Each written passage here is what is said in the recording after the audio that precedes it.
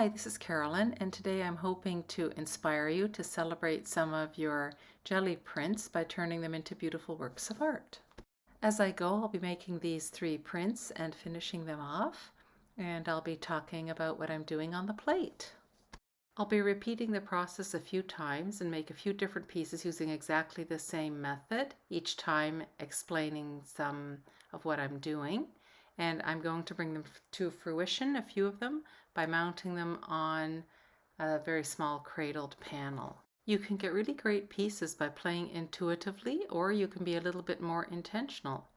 After a couple of tries, I decided I wanted to be a little bit more intentional with this, as you know from my other demos. And so I intentionally repeat my shapes, decide on a vertical or horizontal composition, and try to use some color harmony. But you don't want to get carried away with that.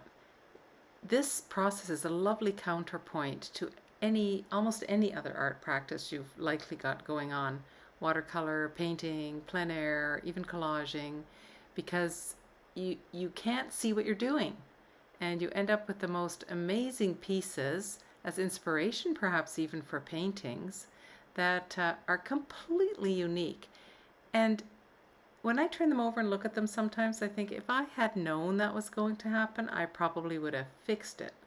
But by the same token, I also think I would never have gotten those designs together, those colors, those shapes, those juxtapositions.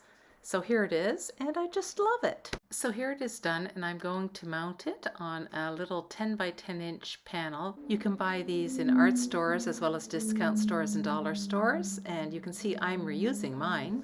And I often make a quick little frame to decide on placement so that I can see where I want to place the panel. And I'm going to use Mod Podge. I'm in love with Mod Podge lately. It solves all my problems. My work is not necessarily archival. I don't know if Mod Podge is. If you're concerned about that, you can use a golden or Liquitex heavy gel medium to attach your papers to your panels. And you can also just use plain old white glue.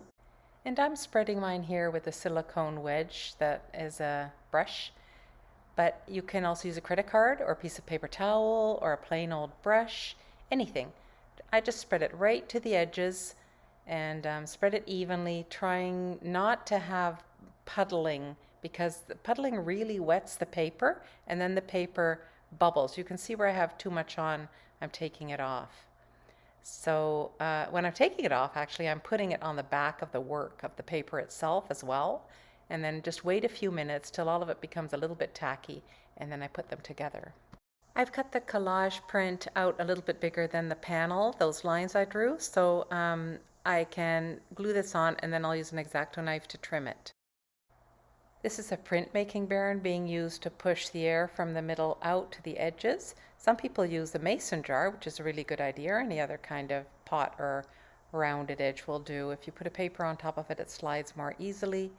And then when that's dry, I trim the edges off. And then you can leave it as it is, or you can varnish it, or use clear leveling gel, which is what I'm using in this case because it's a little bumpy. And whether or not you use the gel is a decision and a risk, depending on the paper that your print is made of, because even when it's glued down with the Mod Podge to the panel, when you wet it again with leveling gel or varnish, it might bubble. So you just have to gauge that depending on the thickness of your papers. Just before I do the next one, I'm going to clean the jelly plate, and I'm leaving this in the process this time because we don't see a lot of cleaning of jelly plates online in the demos, and there are a lot of questions about it. So all I'm using is a spray bottle with water in it and a cloth. It can be a torn t-shirt or a piece of paper towel. For the second collage print, I'm starting a little more intentionally. I have the idea of creating a gull on a post, like in a marina or harbor. And I'm using prints that didn't turn out to cut up and create the elements. So at this point, I'm just looking for values. Like if I want a white gull, I'm looking for pieces of my paper that are whitish and maybe have some attractive texture on them that resembles a gull and so on. The other thing you might be noticing here is how much fun it is just to play with the elements.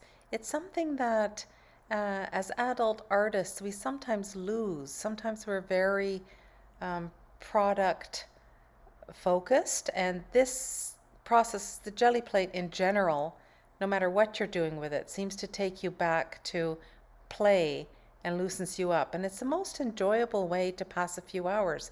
It really takes you out of the rest of your life, and it's very therapeutic.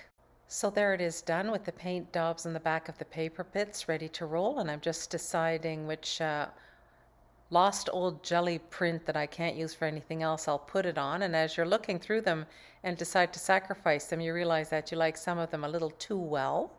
The background, whatever you use doesn't really show through your paint. I mean, I guess it can if you're using translucent paints, and that would make it an important consideration, part of the process, which is also fun. But I'm using opaque paint and it's not really going to show.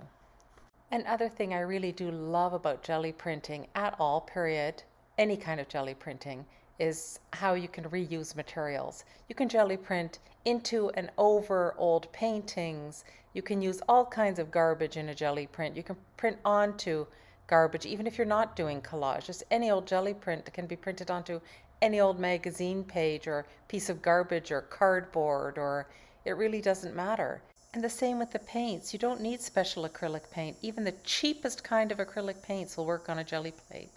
I mean, they may not work, for a photo transfer, but they absolutely work for everything else. Acrylic medium is glue, period. And pigment is color, period. And any kind of acrylic paint will work to give you some kind of fun stuff off your jelly plate.